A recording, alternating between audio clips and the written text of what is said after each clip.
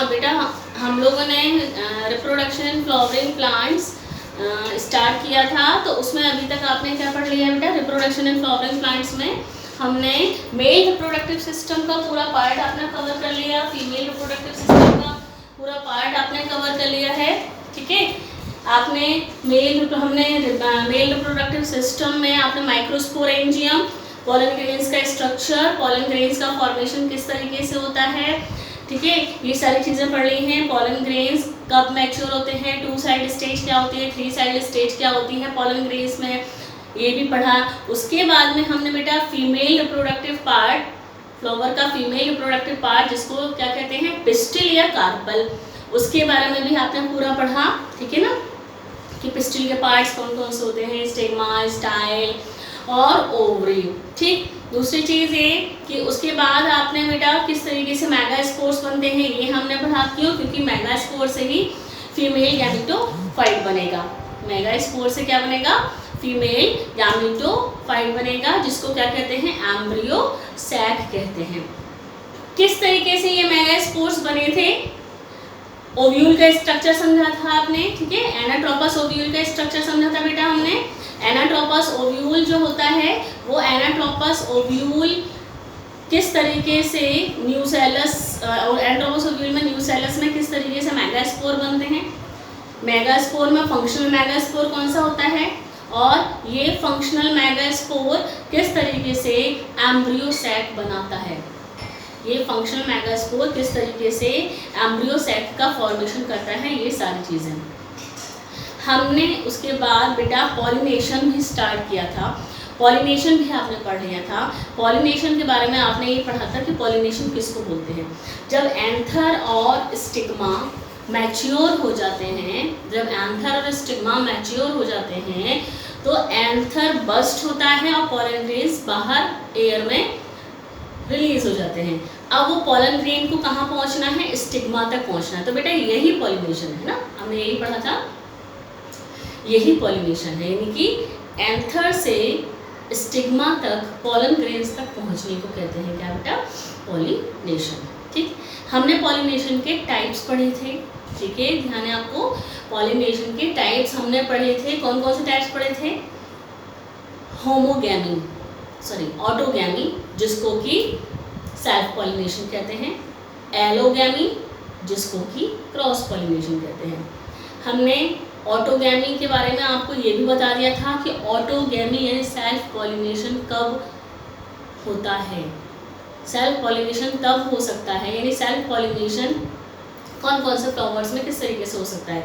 Self pollination होने के लिए पहली चीज़, तो पहली प्रॉपर्टी आपको बताई थी, होमोगैमी बताई गई थी। बेटा अपना नोट्स देखिएगा जो आपने लिखे हुए हैं। पहले हमने कहा था सेल्फ पॉलिनेशन के लिए होमोगैमी होनी चाहिए। होमोगैमी का मतलब ये होता है कि अगर कोई फ्लावर बाइसेक्सुअल है, जिसमें कि मेल और फीमेल रिप्रोडक्टिव पार्ट दोनों ही हैं, वो मेल और फीमेल रिप्रोडक्टिव पार्ट एक साथ मैच्योर होने चाहिए, जिसको कहते हैं होमोगैमी। ठीक है ना, वो मेल और फीमेल रिप्रोडक्टिव पार्ट एक साथ मैच्योर होने चाहिए, जिसको होमोगैमी कहते हैं। अगर मेल और फीमेल रिप्रोडक्टिव पार्ट में से सपोज मेल रिप्रोडक्टिव पार्ट तो मैच्योर हो गया, पर फीमेल पार्ट यानी कि स्टिग्मा मैच्योर नहीं हुई, तो फिर बाइसेक्सुअल फ्लावर का कोई मतलब ही नहीं रहेगा। क्यों? क्योंकि अगर एंथर मैच्योर है, स्टिग्मा मैच्योर नहीं है, तो सेल्फ पॉलिनेशन तो नहीं हो सकता। सेल्फ पॉलिनेशन नहीं हो सकता, तो बाइसेक्सुअल फ्लावर के होते हुए भी सेल्फ पॉलिनेशन नहीं हो पा रहा है। ठीक, ये सब चीज़ें हम लोग आगे और पढ़ेंगे बेटा। तो आपको कहा था कि सेल्फ पॉलिनेशन के लिए क्या क्या प्रॉपर्टी होनी चाहिए किसी फ्लावर में। एंथर और स्टिग्मा दोनों एक साथ मैच्योर होने चाहिए। ठीक है, दूसरा आपको बताया गया था फ्लावर हमेशा बाइसेक्सुअल होना चाहिए, तभी सेल्फ पॉलिनेशन हो सकता है। फ्लावर बाइसेक्सुअल होना चाहिए। या हम ये कहेंगे कि अगर डायोसियस प्लांट है तो डायोसियस प्लांट आपको क्या बताया था, डायोसियस प्लांट दो अलग अलग प्लांट, मेल प्लांट अलग, फीमेल प्लांट अलग। और मोनोइशियस प्लांट क्या बताया था बेटा, मोनोइशियस प्लांट आपको बताया था कि एक ही प्लांट पर मेल और फीमेल फ्लावर दोनों लगे हुए हैं। ठीक है, तो इस तरीके से हमने सेल्फ पॉलिनेशन के लिए होने वाली प्रॉपर्टी हमने पढ़ी थी। फिर हमने क्रॉस पॉलिनेशन में आपको बताया था कि ज़ीटोनोगैमी होती है। ज़ीटोनोगैमी का मतलब है प्लांट एक और अलग अलग फ्लावर, एक ही प्लांट के दो फ्लावर में पॉलिनेशन हो गया।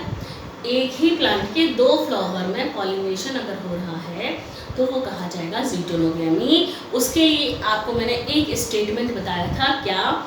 ज़ीटोनोगैमी फंक्शनली तो ये ज़ीटोनोगैमी क्रॉस पॉलिनेशन है, लेकिन जेनेटिकली ये सेल्फ पॉलिनेशन है। क्यों? क्योंकि जीन्स तो एक ही है। क्यों? प्लांट तो एक ही है, तो जीन्स एक ही होंगे। बस एक ही प्लांट के 2 फ्लावर में ही तो हो रहा है, तो है ये सेल्फ पॉलिनेशन ही, लेकिन क्रॉस पॉलिनेशन को शो करता है। ठीक है, फिर हमने दूसरा क्रॉस पॉलिनेशन में हमने बेटा ज़ीनोगैमी पढ़ा था। ज़ीनोगैमी का मतलब 2 अलग अलग प्लांट इस प्लांट के पॉलिनेशन इस प्लांट के स्टिग्मा पर पहुंचेंगे, जो कि क्रॉस पॉलिनेशन कहलाएगा, इनके ज़ीनोगैमी ही कहलाएगा। हमने ये बात की थी कि देखो बेटा, क्रॉस पॉलिनेशन अगर होना है ना, पॉलिनेशन के लिए मीडियम की ज़रूरत होती है। ठीक है, माध्यम की ज़रूरत होती है पॉलिनेशन के लिए। पॉलिनेशन के लिए माध्यम की ज़रूरत होती है। पॉलिनेशन के लिए जो मीडियम की ज़रूरत होती है वो एजेंट कहलाते हैं। क्या कहलाते हैं? एजेंट्स कहलाते हैं, पॉलिनेटर्स कहलाते हैं। क्या कहलाते हैं? पॉलिनेटर्स कहलाते हैं, एजेंट कहलाते हैं या पॉलिनेटर्स कहलाते हैं। आपको उस दिन मैंने कैस्मोगैमस फ्लावर और क्लिस्टोगैमस फ्लावर भी बताए थे बेटा। कैस्मोगैमस फ्लावर और क्लिस्टोगैमस फ्लावर का डिफरेंस बोर्ड में बहुत आता है, पूछा जाता है इस क्वेश्चन। एग्जाम्पल पूछे जाते हैं या तो बोर्ड में इसके कैस्मोगैमस और क्लिस्टोगैमस के, या फिर इनमें डिफरेंस भी पूछा जाता है बेटा कि क्लिस्टोगैमस और कैस्मोगैमस में क्या अंतर। तो मैंने आपको क्लिस्टो को क्लोज से याद करने का ट्रिक समझाई थी। ये क्लिस्टो यानी क्लोज, तो जिसमें क्लोज फ्लावर है वो क्लिस्टोगैमस, और जिसमें ओपन फ्लावर है, मेल फीमेल दिखाई दे रहे हैं, वो कैस्मोगैमस है बेटा। ठीक है, तो ये हमने समझा था। आपको मैंने ये भी बताया था जो क्लिस्टोगैमस होते हैं वो इस तरीके से बंद होते हैं, बिल्कुल इसके अंदर मेल और फीमेल बंद रहते हैं रिप्रोडक्टिव पार्ट। तो क्लिस्टोगैमस फ्लावर में हमने कहा था बिना किसी पॉलिनेटर के किसी भी पॉलिनेटिंग एजेंट की ज़रूरत नहीं पड़ती है, यानी कि पॉलिनेशन के लिए किसी चीज़ की ज़रूरत नहीं पड़ती। क्यों? क्योंकि वो तो अंदर अपने आप हो जाता है, क्योंकि वो फ्लावर बंद है। तो क्लिस्टोगैमस फ्लावर में किसी भी पॉलिनेटर की ज़रूरत नहीं पड़ती है पॉलिनेशन के लिए, और एश्योर्ड सीड सेट बनते हैं। एश्योर्ड सीड सेट का मतलब सीड ज़रूर बनते हैं, चाहे कोई पॉलिनेटिंग एजेंट है या नहीं है। किसी पॉलिनेटिंग एजेंट की ज़रूरत नहीं है, सीड्स बनेंगे ही बनेंगे। तो हमने कहा था एक तरह से, आपको मैंने एनसीईआरटी का क्वेश्चन बताया था कि क्या ये क्लिस्टोगैमस लाभदायक है या हानिकारक है ना, एडवांटेजियस है या डिसएडवांटेजियस। तो लाभदायक ये इसीलिए है ये क्लिस्टोगैमस, क्योंकि किसी पॉलिनेटर की ज़रूरत नहीं है, सीड बनेंगे ही बनेंगे। ठीक है, और हार्मफुल इसीलिए है, हानिकारक इसीलिए है क्योंकि क्लिस्टोगैमस फ्लावर में लगातार सेल्फ पॉलिनेशन होता रहता है। और लगातार सेल्फ पॉलिनेशन होने से एक टाइम ऐसा आता है, एक जनरेशन ऐसी आने लगती है फिर कि वहाँ पर अच्छे बीज बनना, अच्छी क्वालिटी के बीज बनना बंद हो जाते हैं। तो सेल्फ पॉलिनेशन लगातार होने के नुकसान हैं। ठीक, हम अभी क्या पढ़ेंगे? पॉलिनेटिंग एजेंट, यानी पॉलिनेशन कौन कौन से एजेंट के थ्रू हो सकता है। 2 एजेंट होते हैं। हमने आपको क्या पढ़ना है बेटा? Pollinating agent, pollinating agents. बेटा 2 तरीके के पॉलिनेटिंग एजेंट होंगे, एक तो एबायोटिक एजेंट, अबायोटिक एजेंट्स, यानी कि नॉन लिविंग। एबायोटिक का मतलब क्या होता है? अबायोटिक का मतलब क्या होता है? Non living. जैसे एग्जाम्पल लिखिए, कौन कौन से एबायोटिक एजेंट हो सकते हैं पॉलिनेशन के लिए? विंड यानी हवा, और वाटर यानी कि जल, ये एबायोटिक एजेंट है। बायोटिक एजेंट्स लिविंग होते हैं,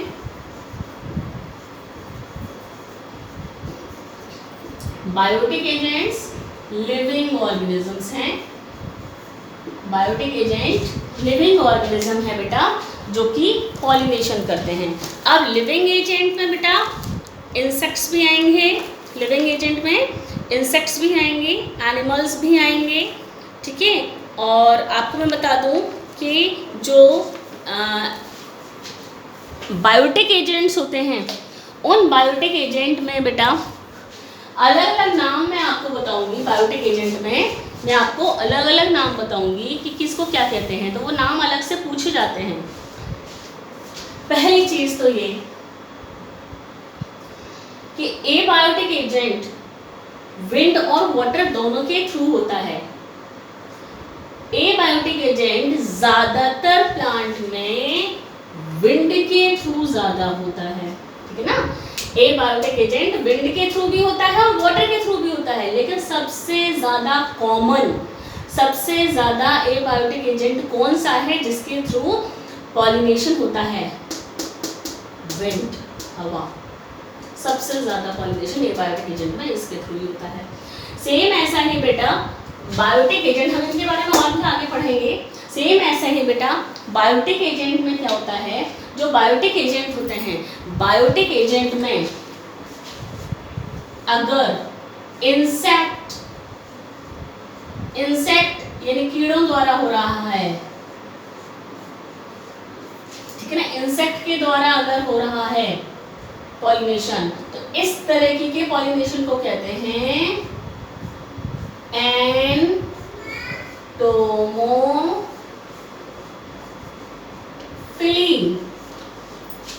क्या कहते हैं? एंटोमोफिली। अगर इंसेक्ट के थ्रू पॉलिनेशन हो रहा है तो क्या कहलाएगा? एंटोमोफिली। क्योंकि बेटा एंटोमो वर्ड जो होता है इंसेक्ट के लिए यूज किया था ना, एंटोमोलॉजी जो होती है इंसेक्ट की स्टडी को बोलते हैं। एंटोमोलॉजी इंसेक्ट की स्टडी को बोलते हैं। तो एंटोमो वर्ड आप याद रखना कि एंटोमो वर्ड जो होता है वो इंसेक्ट के लिए, यानी कि कीड़ों के लिए यूज होता है, ठीक है। इंसेक्ट के थ्रू अगर होगा पॉलिनेशन तो एंटोमोफिली कहलाएगा। क्या कहलाएगा?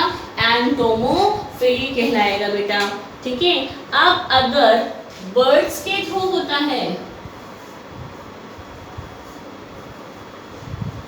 बर्ड्स के थ्रू होता है तो कहलाएगा ऑर्निथोफिली।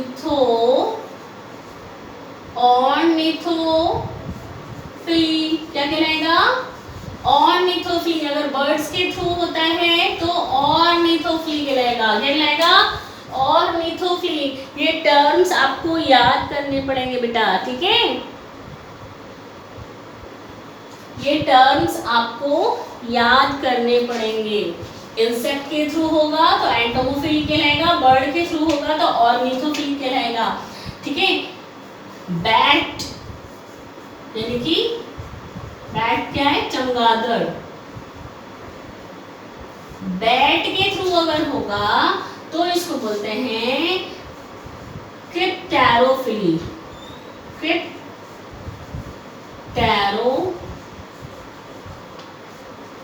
बैट के थ्रू होगा तो क्रिप्टेरोफिली, ठीक है ना। बैट के थ्रू होगा तो बेटा क्या कहेंगे? क्रिप्टेरोफिली कहेंगे, ठीक है। आंट यानी चींटी के द्वारा होगा अगर तो मिर्मैकोफिली कहलाएगा।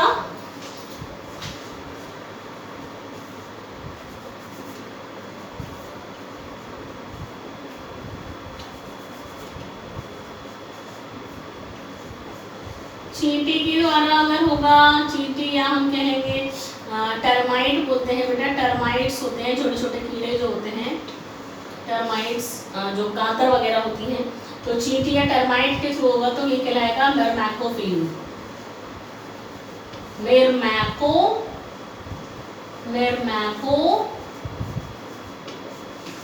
कहलाएगा। क्या कहलाएगा? मिर्मैकोफिली कहलाएगा अगर चींटी के थ्रू होता है, ठीक है, ठीक है। और यहाँ पर लिखेंगे बेटा इसके आगे 5वां नंबर, इसके आगे यहाँ लिखे हुए हैं आपका, यहाँ पर लिख देते हैं। अगर स्नेल के थ्रू होगा, स्नेल आपने जूलॉजी में पढ़ा होगा बेटा, मॉलस्का फाइलम का होता है स्नेल, भौंगा जिसको बोलते हैं। स्नेल के थ्रू होगा तो ये कहलाएगा मैलेकोफिली। क्या कहलाएगा? मैलेकोफिली। अगर स्नेल के थ्रू होगा तो क्या कहलाएगा? मैलेकोफिली कहलाएगा। क्या कहलाएगा? मैलेकोफिली। और अगर सांप के थ्रू होगा, स्नेक,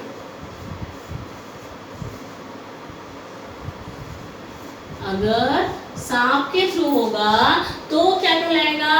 ऑफियोफिली। क्या कहलाएगा? ऑफियोफिली।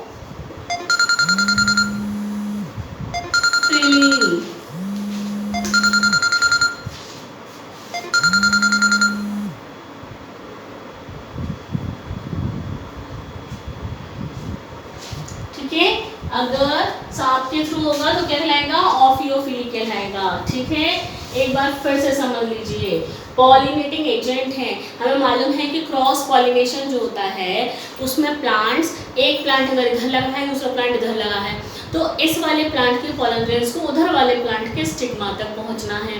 ठीक है, तो वो या तो उड़कर जाएंगे या पानी से बह के जाएंगे या कोई इंसेक्ट आएगा उस मेल वाले फ्लावर पर बैठेगा और इंसेक्ट के ऊपर, कीड़े के ऊपर, इंसेक्ट के पैरों पर वो पॉलन ग्रेन चिपक जाएंगे। फिर वो इंसेक्ट उड़कर जाएगा दूसरे फ्लावर पे जाके बैठ जाएगा, किसी दूसरे प्लांट के फ्लावर पे जाके बैठेगा, वहाँ पर उसके पैरों से वो पॉलन ग्रेन वहीं छूट जाएंगे तो पॉलिनेशन हो गया। तो इंसेक्ट के थ्रू पॉलिनेशन हो सकता है। ठीक है, या फिर ऐसा होता है कि कोई एनिमल है, वो एनिमल जैसे कि कोई एनिमल हो सकता है, बकरी हो सकती है, गाय भैंस हो सकती है, जाकर कोई प्लांट है वहाँ पर फ्लावर लगे हैं, वो वहाँ पर जाके अगर वहाँ खड़े हुए हैं, वहाँ पर अगर खड़े हुए हैं उस प्लांट के पास में, तो हो सकता है कि वो पॉलन ग्रेन्स उन गाय भैंस या जो भी एनिमल है उनकी बॉडी पर चिपक जाए। फिर वो एनिमल कहीं और चलते हुए कहीं और पहुँच जाएंगे तो वहाँ पर अगर उन सूख कर छूट जाएंगे, अगर पॉलन ग्रेन उनकी बॉडी पर से छूट जाएंगे तो सोचिए वहाँ पर अगर कोई उसी स्पीशीज़ का प्लांट होगा तो वो जाकर उसको पॉलिनेट कर देगा। तो इस तरीके से मीडियम की ज़रूरत होती है बेटा। ए बायोटिक एजेंट और बायोटिक एजेंट। ए बायोटिक का मतलब होता है नॉन लिविंग, जैसे कि हवा और पानी। विंड के थ्रू पॉलिनेशन, अच्छा इनके भी टर्म्स मैं आपको बता देती हूँ बेटा। विंड के थ्रू पॉलिनेशन होता है तो इसको कहते हैं क्या? एनीमोफिली। क्या कहते हैं? एनीमोफिली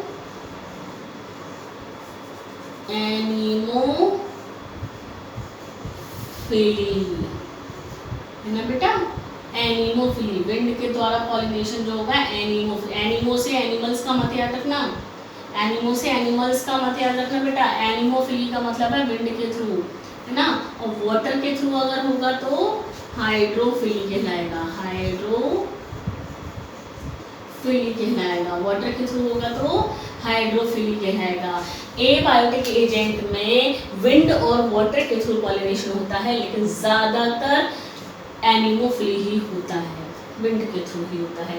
सेम ऐसा ही बेटा यहाँ पर मैं आपको एक उसका और बता देती हूँ कि एनिमल्स के थ्रू, जैसे मैंने गाय भैंस का एग्जाम्पल लिया, अगर किसी एनिमल्स की, मतलब कॉमन बात है, कोई सब, हम इन सबको ही एनिमल कह सकते हैं ना।